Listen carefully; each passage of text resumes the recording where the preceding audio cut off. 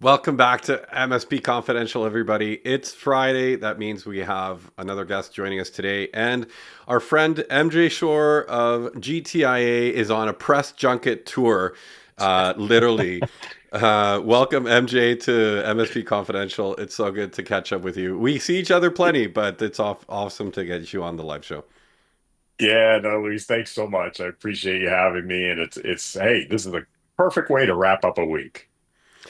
So I won't maybe make the assumption that when people have a peek at this video and see GTIA that they ask themselves, well, what is GTIA?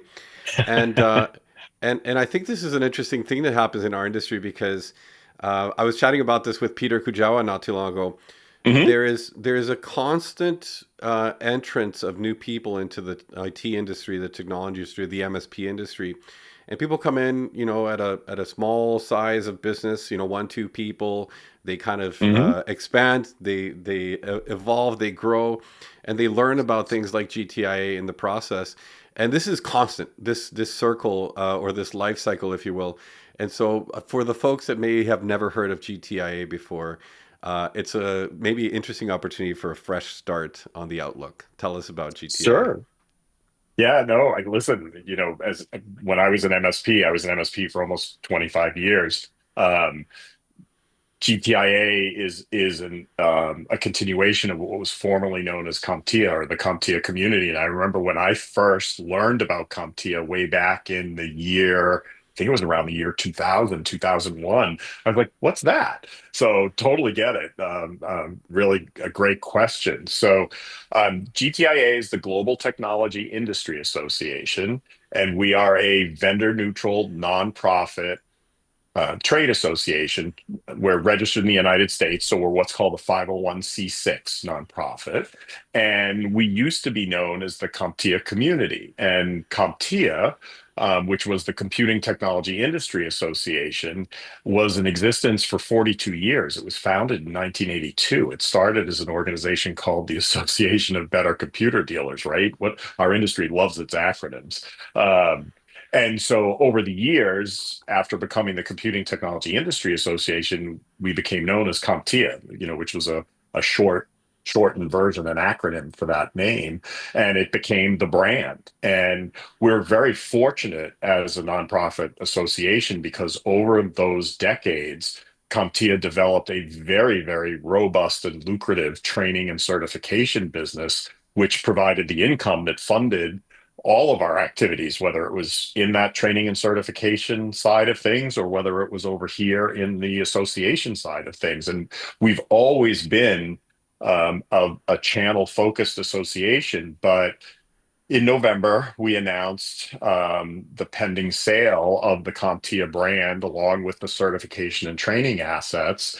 And as a result of that sale, because we sold the CompTIA brand, we could no longer use that name. So we renamed, and on January 9th, we launched as the Global Technology Industry Association, or GTIA, which is actually a better representation of who we are and what we do. Because when you think about it, computing technology, that's kind of almost an old-fashioned term these days. It's like technology's everywhere, but we don't think about it in terms of computing. We just think of it in terms of technology and every business being a technology business.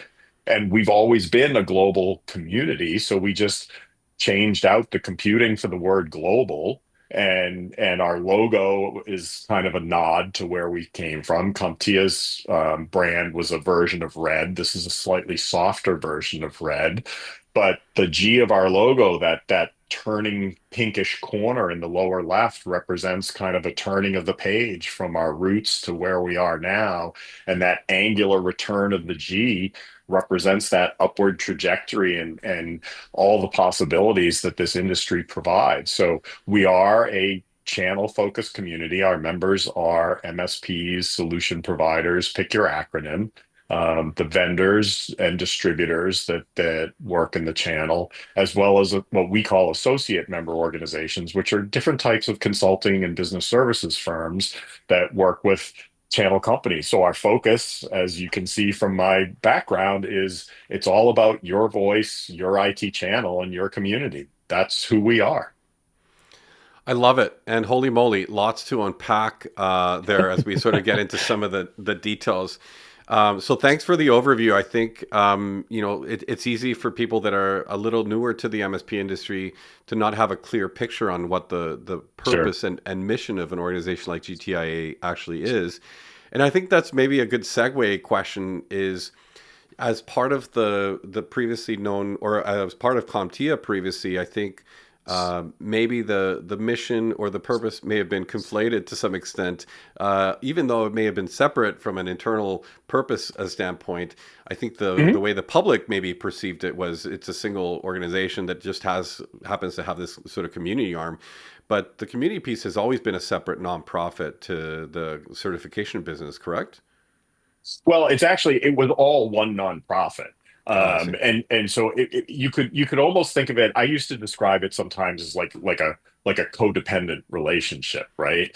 Um, the Computing Technology Industry Association was the overall umbrella organization, and within Right. that we had the certification and training business and the membership association, and one depended on the other. We were like one giant Mobius ring, if you're familiar with that, that weaving circle that has no start or no end.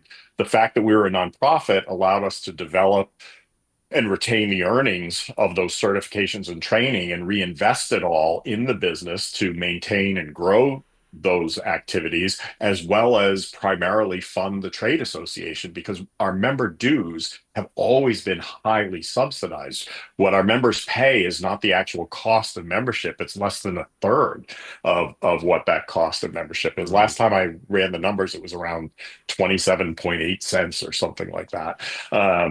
But we depended on one another. The fact that we were a nonprofit allowed us to generate and reinvest. The fact that we were able to generate and reinvest, fueled the association. Now, as GTIA, we sold off that brand and those revenue generating activities, and CompTIA is actually now CompTIA Incorporated. It's a completely separate for-profit entity. We have nothing to do with one another anymore. But GTIA benefited from the proceeds of that sale, and the proceeds of that sale have created an endowment, the earnings of which will fund our association activities and operations, as well as Mm. allow us to grow our charitable giving to the tune of tens of millions of dollars in the coming years. We're starting out a little slower in our first year because we want to make sure that that endowment is secured and stable and growing. But we have absolutely announced an intent to raise that giving number significantly in the coming years. So, well, thanks for sharing all the details on the funding, and that's maybe a good place to ask if the organization now feels that that endowment will suffice in terms of funding GTIA into the future. Yeah. Maybe not. What is your take on that?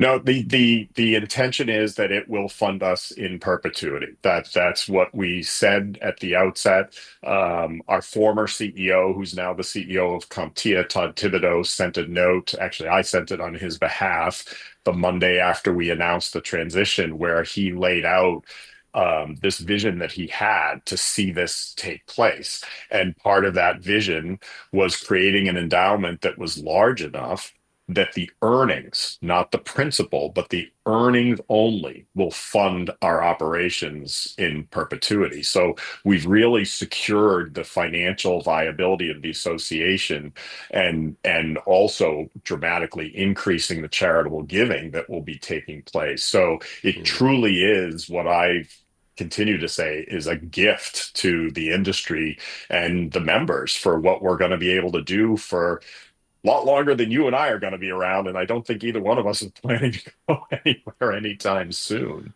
That's awesome. Now, it's I think a lot of people that are in the industry would be aware of to some extent of the CompTIA board. Now the Mhm. GTIA has transitioned obviously to have its own governance structure, and I wanted to ask you maybe a bit about the shift or evolution of the governance as you spin off from the CompTIA brand. And how that Mhm. will continue into the future. I imagine still there's a board of directors primarily Yes. setting a bit of the direction and all that stuff. But tell me more about the governance structure. Sure. So, fundamentally speaking, in some respects, you could say appropriately so, that the governance isn't changing. It's continuing because we were always governed as a nonprofit association. And believe it or not, I actually, those who know me know I served on the former CompTIA board when I was an MSP member. So I've got an interesting lens on all of this, if you will. But because we have now, in essence, split the two functions that the board used to oversee, we now have a singular focus on our channel membership. Hmm. So the board historically has been made up of a mix of people from the channel as well as people from the workforce and IT training space. You'll see that start to change, as our terms um, go through their natural evolution. You will see some people rolling off, and it will most likely be those members that don't come from the IT channel, and new members get voted onto the board, which is a fully transparent process within our membership community, who will be truly only representative of our membership. So the board, so from that perspective, there will be some change in our governance because our board of directors will solely be made up of our membership.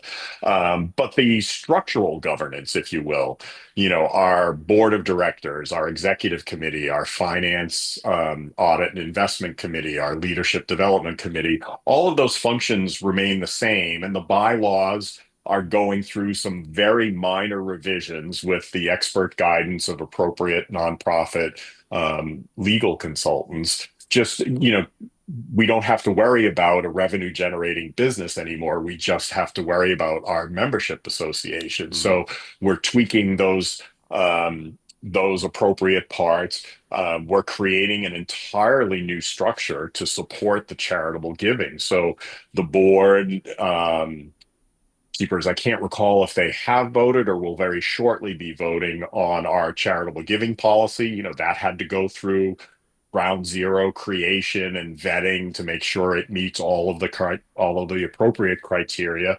Because remember, as a global association, we won't just be making charitable donations in the United States or North America. It will be around the world in all of the regions that we operate. So, there are definitely some changes to governance, but they're appropriate changes given the new singular focus and the additional activity that we intend to do specifically on that charitable side. That's awesome. Hope that all made sense. Well, I can get lost in the weeds, so keep me honest, Luis.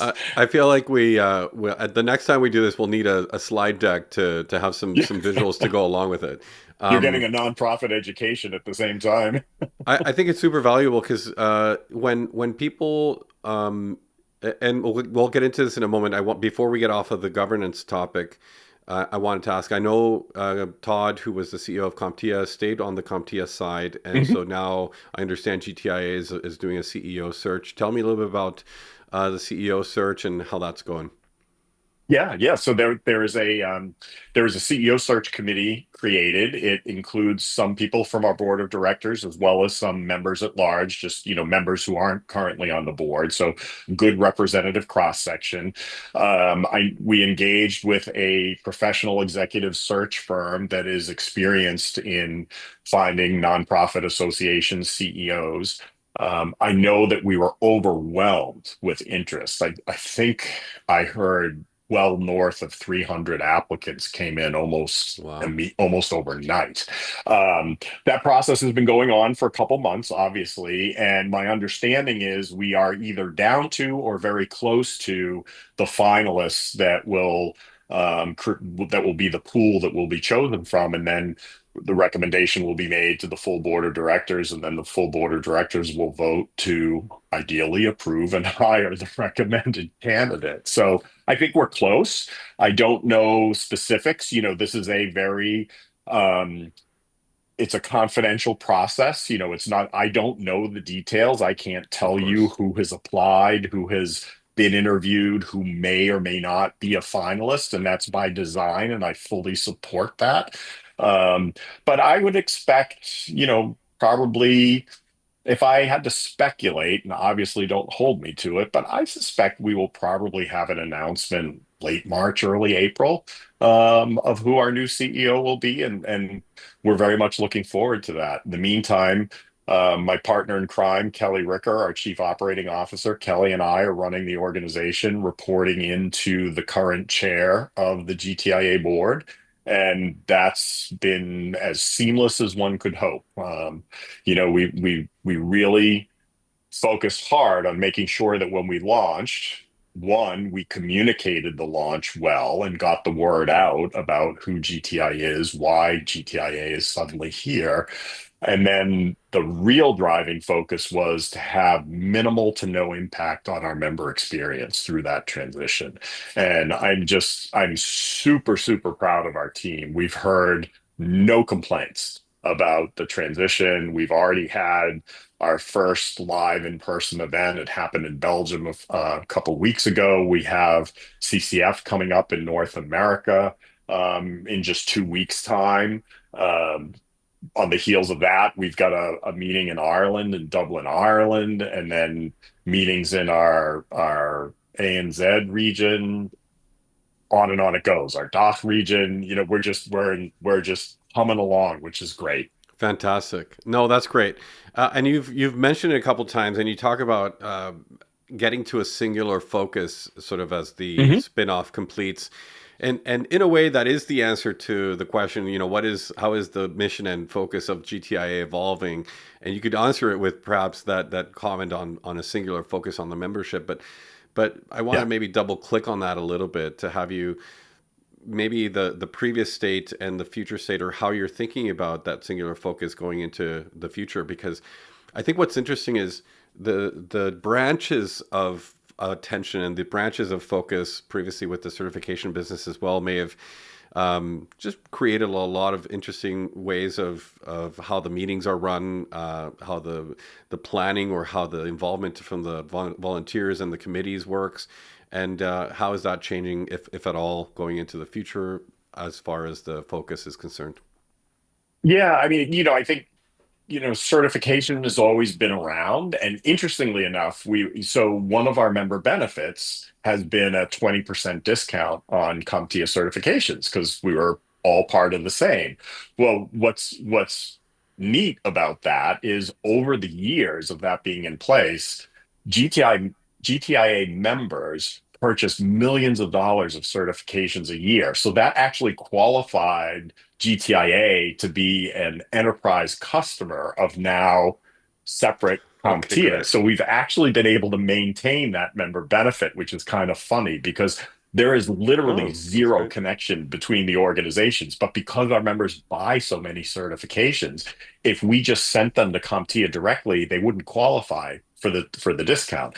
But coming through GTIA as you know presumed one customer representing a bulk membership that acquires, we still qualified for a 20% discount. So that was awesome.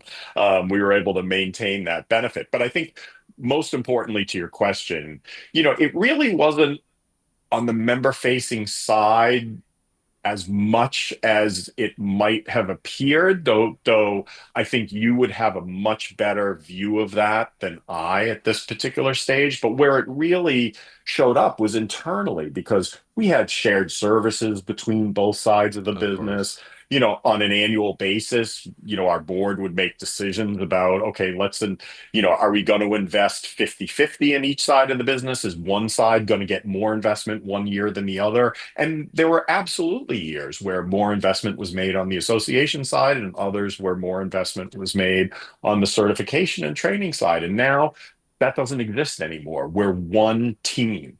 And, we're 50, I believe it's 58 people that are solely focused on serving our member community. And so whether that's marketing, finance, legal, research, membership, cybersecurity programs, take your pick, there's just one focus, and that's on having the best possible impact that we can have for our members. So I think the biggest shift that hopefully you and many of your listeners have noticed is just this month, we held three wide open town halls. We did one in the North America time zone, The second one was in the Asia Pac ANZ time zone, and the final one was in the UK European time zone. And it was an open call out to the channel and the industry at large, whether you were a member, never a member, former member, just interested party. We held an open town hall moderated by Scott Campbell, our editor at large, and it was myself and Kelly answering any question that was asked.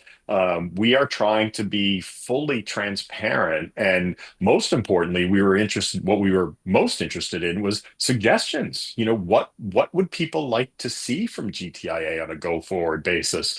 Now, what we heard overwhelmingly was, I guess I'll sum it up as more of the same or business as usual. People really appreciate the events that we put on. I think it's important to Mm, understand that GTIA and the CompTIA community before it sits in a really unique spot in the industry. We're at that junction of all other communities and all types of businesses that participate in the IT channel. We are the only vendor neutral nonprofit organization like this that's out there. And so I often refer to it as the big open tent. Everybody can come in, and you've experienced this firsthand in your career. All we ask, somewhat tongue in cheek, is that you leave your logo and your ego at the door and you come in to collaborate for what's best for everyone in the industry. Because if the entire industry becomes better, we all become better, either in our individual careers or our companies. And so the overwhelming majority of our member benefits and our content, the white papers and guides that we put out, come from members. These are ideas generated by members. These are things members ask for and things that members work on to help other members, whether it's a basic cybersecurity guide or an advanced cybersecurity guide, or sure. an intro to AI for an MSP, or one of our many educational courses. These are all grassroots initiatives and grassroots built. Our Spotlight Awards have become a really, really popular awards program. These are not, um, there's no other way to say it. These aren't pay to play awards. These are, awards where you're either self-nominating or nominated by someone, and then they're judged from community members outside of the awarding region, so that the judging is based solely on the integrity of the nomination, not on who's my best friend or who do I want to, pin an award on. And I mean no disrespect to any of the other award programs whatsoever. I don't mean to imply anything there. But these are unique, and it's something that only we are able to do in this way. Similar with our ChannelCon events, right? ChannelCon is known for no selling from the stage, for the vendor floor being uniform, meaning every single member has the exact same size booth. Nobody Mm, has that dominating central pavilion. And we don't nickel and dime our members either. The members that exhibit, they get their booth as part of their membership dues. It's not an additional fee or anything like that. So we have that ability to create these unique environments that what our members tell us they find to be very valuable and very helpful. And so, one change I can share, speaking of ChannelCon, is that we're going to extend the ChannelCon brand globally. So we used to have an event in the UK every fall called the EMEA Member Conference. That's now going to be called ChannelCon EMEA. And we're looking at the practicality of bringing that to the European continent. Perhaps, that's maybe we'll awesome. bounce it between the UK and Europe every other year. There's, things like that are now within the realm of consideration because we're free to think about everything in new and different ways. So if anyone has suggestions, I'm a sponge. Find me on LinkedIn, drop me an email. It's mjshore@gtia.org, or we've got an online suggestion box on our website, just gtia.org/suggestion box, and you will get a personal response if you submit something. So I think that listening sort of stance that we're in right now is really important because we want to hear from members and prospective members, and we want to know that we're doing things that have value for our members. That's awesome. Now, maybe something that hasn't necessarily changed after the spinoff from CompTIA is perhaps people's desires for how the organization maybe places its focus. And this is maybe a bit of an abstract question, but at the year-end planning, we did an interesting exercise to think about, the 10 years into the future type of thing. Like, what is the stuff that might survive us and our own Hmm. involvement in the GTIA? And it got me thinking a lot about like what any individual person who is a member or who's considering a membership might be able to get ROI from the organization on. And I'm curious to ask you simply if you find that the majority of requests are maybe local in nature or perhaps global in nature. And it's kind of Hmm. an abstract question to understand a bit of the if the thinking is evolving into a global thinking on average, or if you still find that the impact really has to be driven at a local impact range, so to speak, and Yep. but to do that at scale across the globe. Sure. Sure. So, a couple things there, and I just want to paint a picture based on your reference to our year-end planning meeting, so that people understand what we're talking about contextually.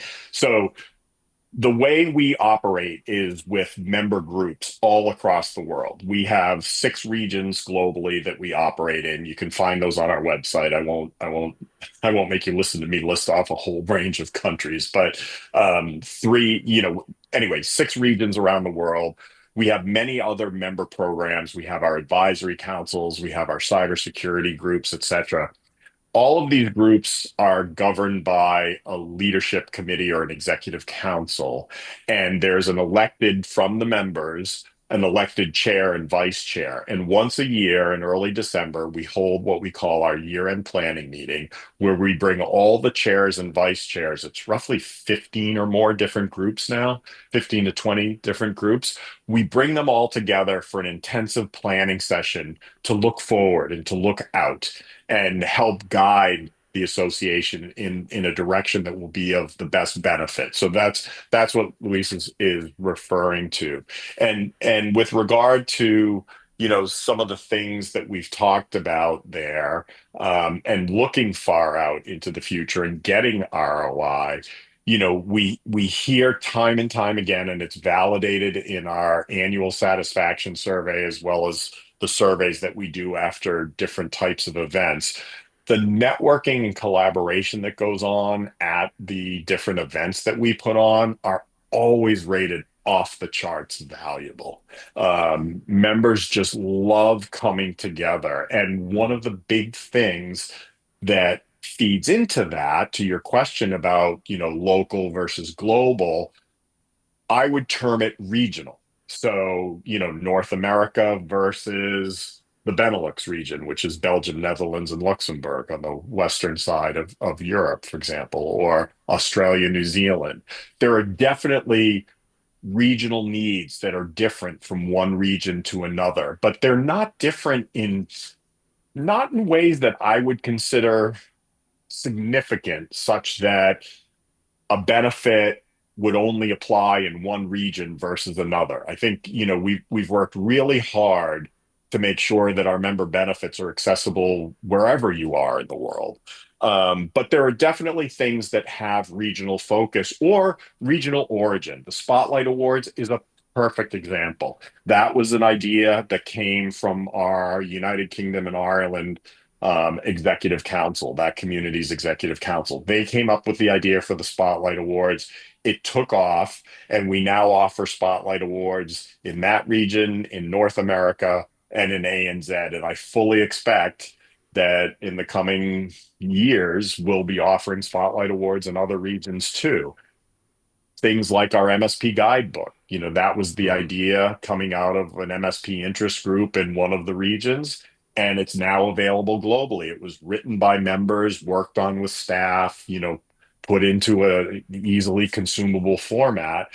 And so the hope is that whether something is truly regional or global, regardless, obviously this will make sense regarding global, but even a regional resource can become something of value to the global membership. Silly analogy I always like to say is if an MSP in Brisbane, Australia comes up with some killer process or process, depending where you are in the world, or some killer service offering, or what have you. Our role is to make sure we share that with MSPs in Birmingham, England and Birmingham, Alabama, just as quickly as we can throughout the ANZ region. That's the power of a global community. And so we do have some global task forces that sit on top of that membership structure to make sure that we do exactly that. Um, and then we have our advisory council program, which we often refer to as the headlights on the industry. And I'm going to give you a really bad cliche example here, but it's Friday afternoon. We can get away with this. It's 5 o'clock somewhere, right? Um, for about 7 or 8 years now, we've had an artificial intelligence advisory council. And for the majority of that time, our members were like, all right, artificial intelligence. Yep, we get it. We don't see how it's going to impact us, but okay, we get it. It's a coming trend. And then, the calendar flipped from 2022 to 2023, and we've heard nothing but AI ever since, right? So, you It's an know, interesting point you make because I think this speaks to a lot of the member benefits. It's one of those interesting things where people don't care about the thing until they care about the thing or need the thing. yep. And it's an interesting. Well, I'll let you finish your thought because I want to get into a bit of how people find themselves in the community, and whether they are pointedly looking for something that they're trying to solve, or if they're kind of led by just the desire for a tribe or a community or so on. But finish your thought, yeah, before I get into that. Yeah. No, I'll wrap it up pretty simply, which is just to say, obviously AI now has, tremendous importance, and we've got some really neat, actionable, validated content that we'll be sharing at CCF around AI to help.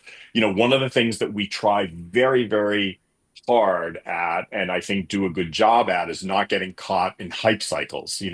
This applied to how we approach cybersecurity. It applies to how we're now approaching AI. We've waited to see how AI is going to settle into the channel.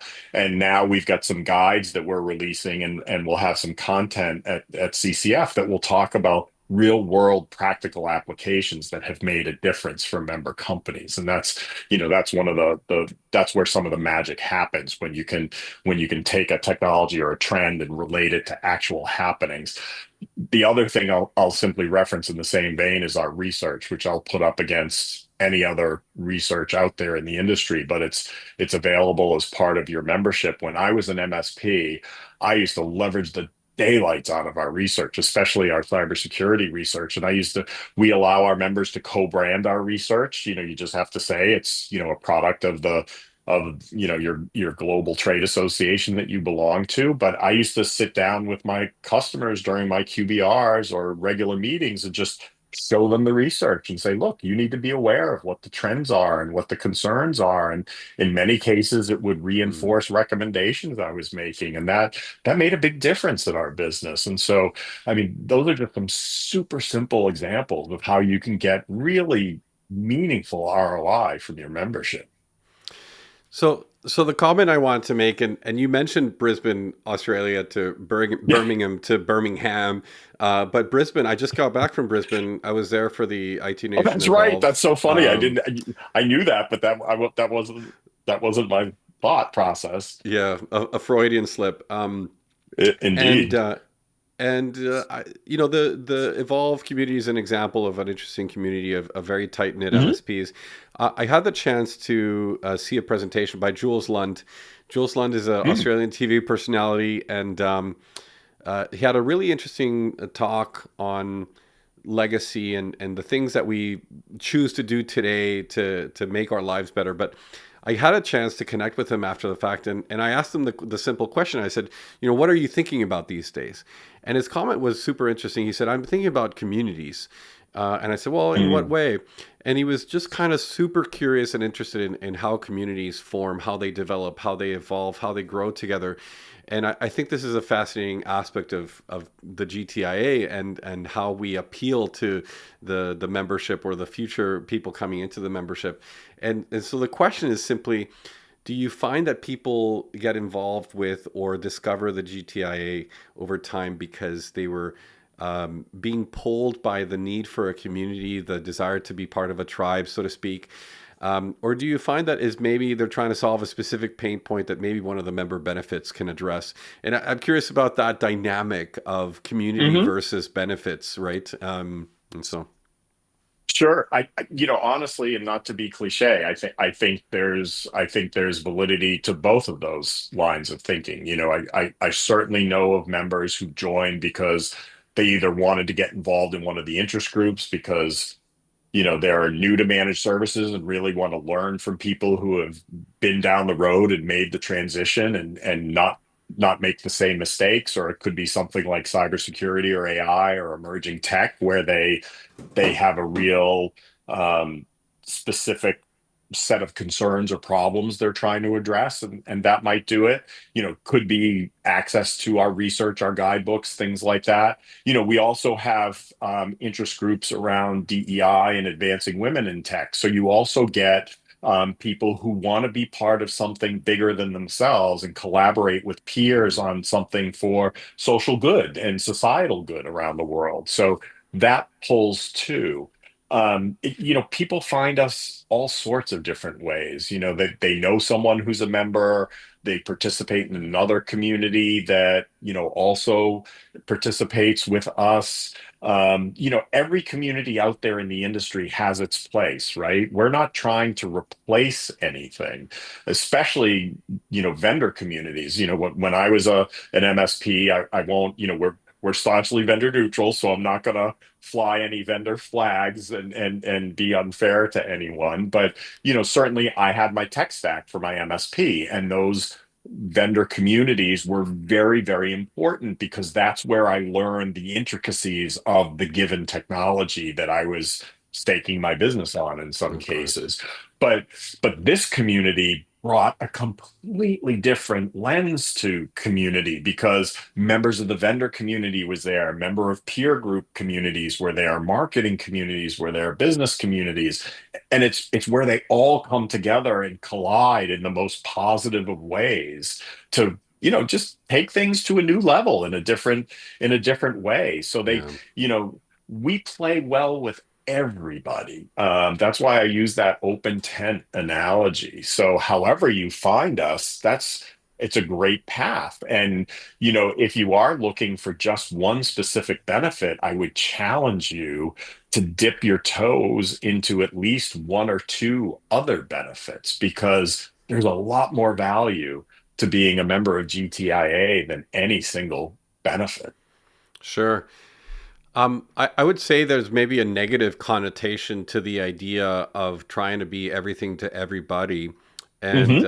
And it's an interesting thing to talk about in the context of an organization that is trying to be everything to everybody to some extent. And so I wanted to ask you about just that. Is there a measure of constraint that you think about as some of these regional groups perhaps come together? Do you find that people self-organize into the regional separations? What are some of these interesting constraints that you think allow a community to become global? It's a great question. This is one of the reasons I love to talk to you because you ask challenging questions in a very positive way. Like, Thank you. um, so I think there are two things there to unpack, and I think first speaking to the regional ones, definitely different. Some regions have very specific nuance to how they operate, right? And you have to understand that, and you have to adopt and flex to that. You can't be the big bad US, trade association that comes in and says, "Bam, this is how to do it," right? When we established our DACH region, which is Germany, Austria, and Switzerland, one of the things that we learned from our research was that you can't just American companies, and I'm speaking specifically to American, but I think you could probably just say countries out companies, I'm sorry, outside the DACH region, if they just come in and try to operate like they do wherever they're based or in their native language, if it's not a local language, they tend to peter out over time or fizzle with after some of that initial impact comes across because they don't take the time to learn the culture and learn the region. And so, when I went to my first meeting in Germany to form that group, and I do not speak German, but I did teach myself how to get up and say, good morning, introduce myself, and say my German is not very good, so I apologize, but I do have to speak in English from this point forward. And that made all the difference in the world. The fact that I knew enough to make an effort and come across with integrity and sincerity, that I wasn't looking to just come in and tell them how to do things, but actually to try to learn about the culture and the specifics of the region, that made all the difference in the world. And that group has continued to grow for us. And I said right then and there that if the community launched, we would hire a German speaking native to be the community manager, and we did. We have an amazing community manager, Katrin Giza, who's just outside the Munich area, and we've done that in all of our regions. We've hired a regional manager from the region who knows the nuance of the region and the customs and the business practices, so that we can adapt our benefits to have the right impact. So that's a big way. And my goodness, it's definitely Friday afternoon, Luis. I have to apologize. There were two angles I was going to come at that from, and I've lost what my other angle was. No, there can be unlimited number of angles, MJ, and I think that's just it. Like, why leave it at just three? But let me maybe Oh, but I segue. know, you know what? I did want to say you're right. There is a risk to trying to be everything to everyone. And so one of the key, I'm sorry, the light just turned on again. One of the keys to that is we are not afraid to walk away from a program or to sunset one of our member benefit programs if it's not delivering value. So we do recognize you can't be all things to all people. And our advisory councils are probably one of the best examples of that. We haven't had to shut down a region when the regions that we've launched have continued to grow and prosper. So we haven't run into it there. But our advisory councils, we've run into over the years a few different technologies that never actually materialized into making an impact in the channel and developing lines of business around that given area of technology. And so we've shut those advisory councils down. We archive the content, we make it available online if anyone wants to access it. But if some one that comes to mind is drones. Back in I want to say it was the late 2000s, the 2007 to 10 time frame, we had an advisory council about drones because it looked like drones were going to be something that MSPs could really get involved in different areas. Well, it turned out that drone technology really became very, very niche point solution types of things. There's a big use in Yeah. agriculture, there's a big use in public safety, but you know, the average MSP that makes up our membership didn't have, some did, but not, there wasn't a critical mass of members who were developing that focused a line of business. And so we shut that council down because it wasn't going to provide anything that was really going to help the membership. So I think that's just a good example, and we continue to evaluate those. We just stood up over the last couple of years councils around workforce and data, for example, because it is clear that data is a huge opportunity for MSPs, and workforce is an issue. Finding qualified talent is something that every company around the world is dealing with. So, those groups are working on things to try and help members address the business opportunity or the challenge, as the case may be, in those areas. Mm.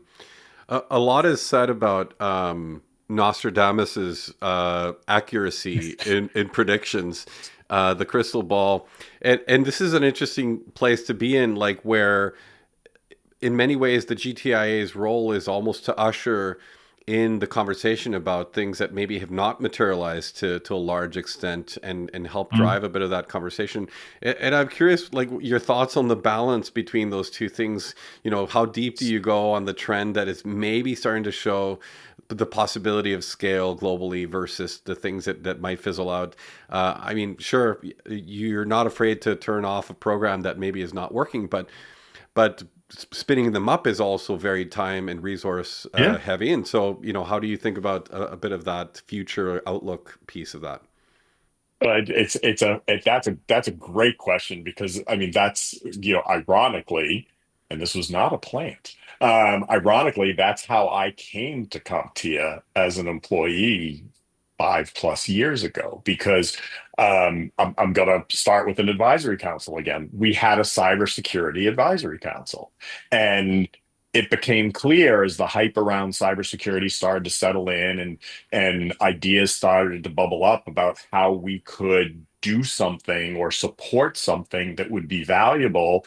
I was recruited and brought in to stand up what is now the GTIA ISAL, the Information Sharing and Analysis Organization, the Cyber Threat Intelligence group.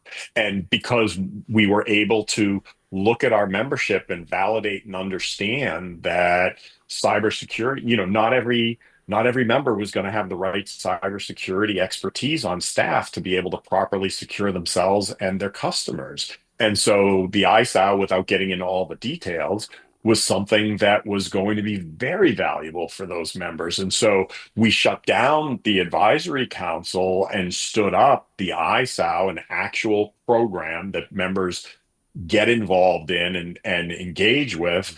And then we revamped our cybersecurity trust mark, which is an organizational credential that validates your cybersecurity practices against whatever framework you may be working with. And that's another example. And then we've developed all manner of cybersecurity education that came out of that. So that's a clear example of how we went through that iterative process. And even today, now, in several of the regions around the world, we have what's called the Cybersecurity Interest Group, where the members in those regions talk about cybersecurity issues that are specific to that region. It could have to do with risk, it could have to do with regulation, it could have to do with any number of things. So that's a good example of Interesting. how that process can play out, and also how it can have global impact yet still have some very focused regional initiatives and regional impact. So I guess that's what comes to mind as a good example of how we address that. Yeah, and that's a great example of something that maybe had a pretty decent amount of inertia or hype already in the cycle. Right. And I'm curious maybe to double click further into what about the things that are maybe more nascent, Mhm. a gleam in somebody's eye of an idea. Because, for example, I've chatted with Carolyn April a number of times. She's been Mhm. on MSP Confidential to help us debrief some of the figures on the trends and the data and the research. But I'm just so fascinated by a bit of the predictive side of these things. Like, Yeah. who raises their hand the most inside of GTIA to say, I think there's a there over here, type of thing. Tell me about that a little bit. That's a great question. It's interesting, and I think of it this way. You know, I'm so lucky. I work with some of the smartest people in the business, and we've got I can't say enough about our team. But the important thing there is we are also humble enough to understand we don't know it all. And we're not out in front of the customer every day. We're not walking down the street every day alongside all of our members. So that's where, you pointed out Carolyn's work. Carolyn is our incredibly talented VP of research, and I'm a huge Carolyn April fan. And Carolyn's work and that of her team is absolutely critical to sort of spotting some of these nascent trends. And then we'll do some internal investigation and see if we think it's something that may be coming to the forefront. But we will also engage with our members around the world, whether it's at an in-person meeting, whether it's virtually, whether it's with our executive councils, through our community managers. We have the efficient channels, from no pun intended, to take what may look like a nascent coming idea or um trend or technology, and socialize that and see what we're hearing and see if it's something that we should put our resources to. Hmm. And we'll typically, dip our dip our toe in the water, do a little homework, put something together and run it back by those same groups to get input. Does this track for you? Does this have what it needs to be of value? Or is this something we should push the pause button on, or just, not spend any more time on? We're very much member led in that regard. Maybe the only negative question I'll ask this whole conversation today. Do you Um, feel like you've ever missed a trend in the your time at GTIA or previously CompTIA communities where it's like, oh, obviously it'll catch on, the membership will kind of drive the need for it to some extent anyways, but at this point it may be too late to have influenced the early stages of how people think about or adopt any one particular trend. I'm curious if you've ever felt like something was missed, an opportunity not you caught. know, I can't think of anything, but I am also a very pragmatic individual. I can't imagine that we haven't. Fair So enough. Fair I, I enough. I've got to believe that we have. I'm not putting my finger on anything as I'm thinking about it right now, but I will share this personally. I I have a certain level of frustration right now that we haven't brought more actionable AI content to the table yet. Some of that is my natural impatience. Like, it's like, I'm grateful but not satisfied. I say that all the time. That's just who I am, but I'm also a glass half full kind of guy. But there's good reason why we haven't, because we intentionally we refuse to get on the hype cycle bandwagon.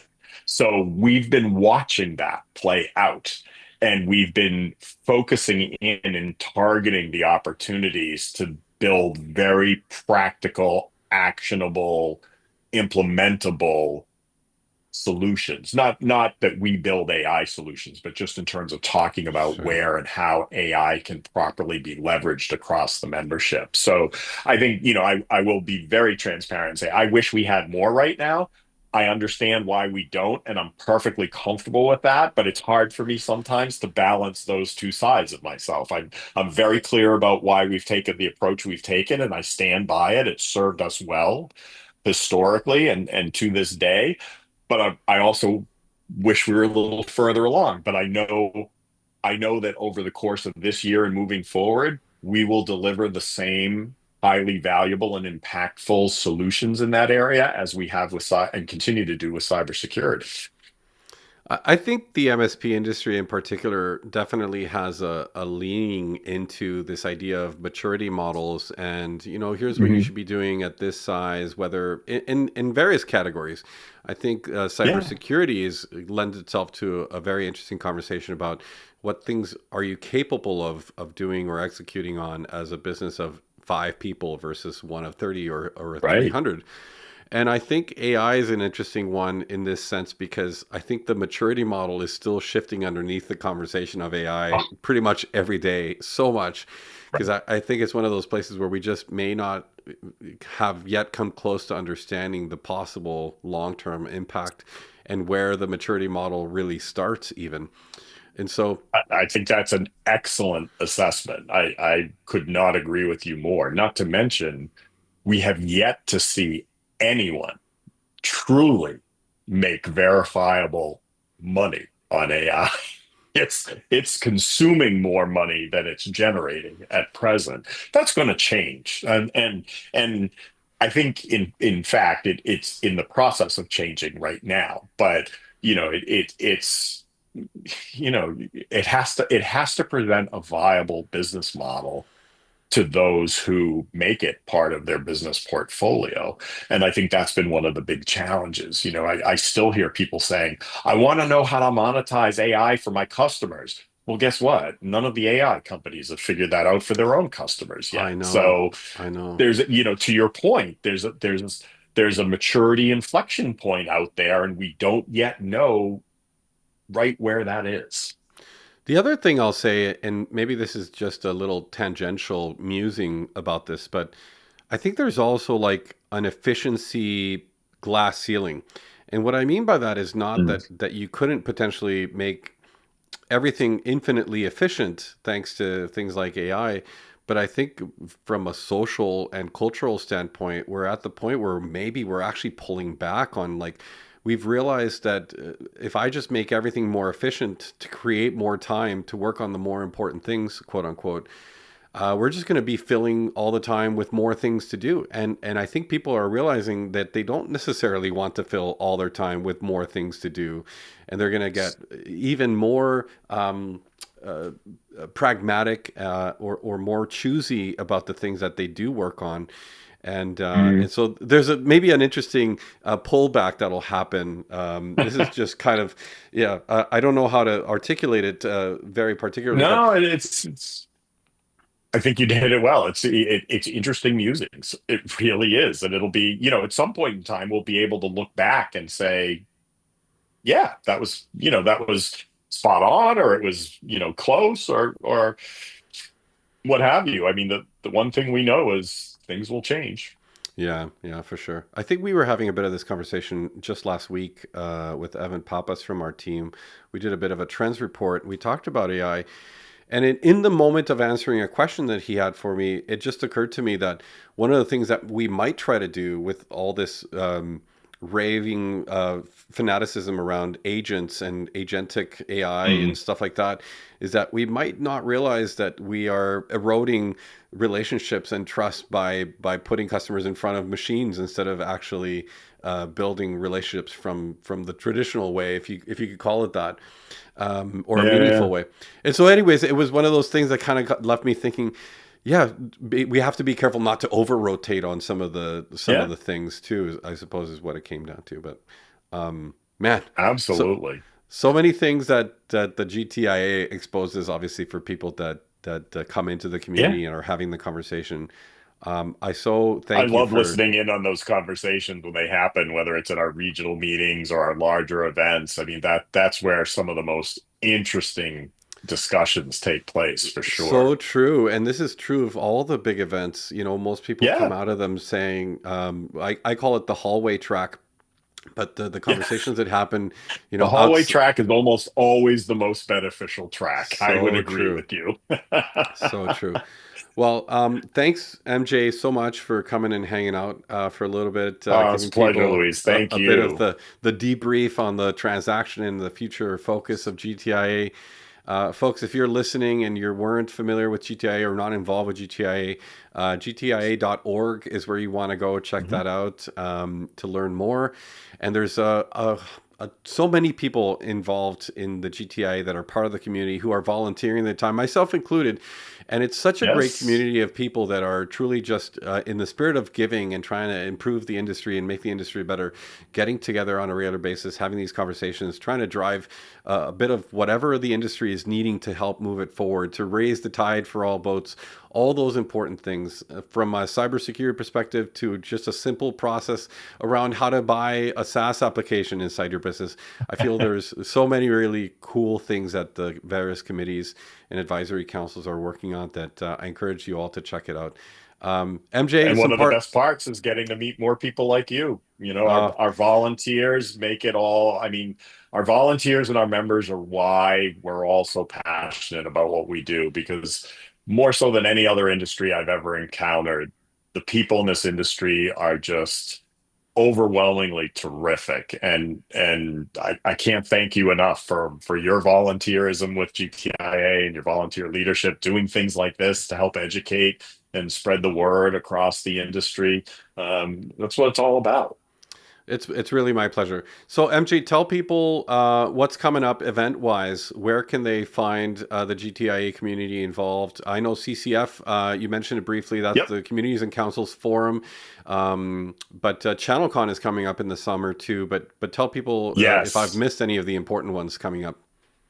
Yeah, so our Communities and Councils Forum is March 10th to the 12th in Chicago. That's the next one up. After that, we have several international events happening. Best thing to do is go out to gtia.org/events and look at the calendar of events that are posted and the dates. ChannelCon, which is our largest premier event of the year, will take place July 29th to the 31st in Nashville at the Gaylord Opryland Resort. So that'll be a great time. I imagine there might be some good music around, happening around the event, but we've been so lucky, and a part of me is not surprised by this. For our events that are open for registration so far, we are seeing record registration and attendance. And, I think part of that is definitely, a curiosity component about GTIA and who we are and what we are. And so, that's a credit to all of our members like yourself who have helped spread the word about us, as well as our talented marketing folks who have put together our launch and our PR press, as you pointed out at the beginning. But I'm expecting ChannelCon to be one for the ages. So we'd love to see you at any of our events. If you do one thing different this year, if you've never attended a CompTIA community event in the past, now a GTIA event, come check us out, and definitely hunt me down and give me your feedback. I am an absolute sponge for member feedback. So I would love to hear from more first time attendees what their experience was, how we can improve it, or just any input you have. We are absolutely listening.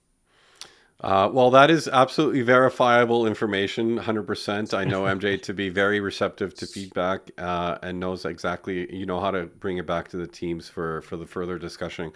So thanks again, MJ. Truly thankful for your time and your expertise My and your pleasure. knowledge. Thanks to the GTIA team at large for all the great work that is done there. Thank Folks, you. yeah, and folks, thank you for joining us. This has been MSP Confidential. MJ, stick around backstage for a moment while I Will say do. goodbye to folks. We're here every Friday at noon Pacific, 3 p.m. Eastern. Come and join us for the next episode. And there's plenty of episodes in the history of MSP Confidential on the ScalePad YouTube channel. At Go ScalePad is our YouTube handle. Lots of really cool conversations and discussions like this one with MJ to go get some insights from. So thank you again for joining us. And until next week, we'll see everybody soon. Take care. Ciao for now.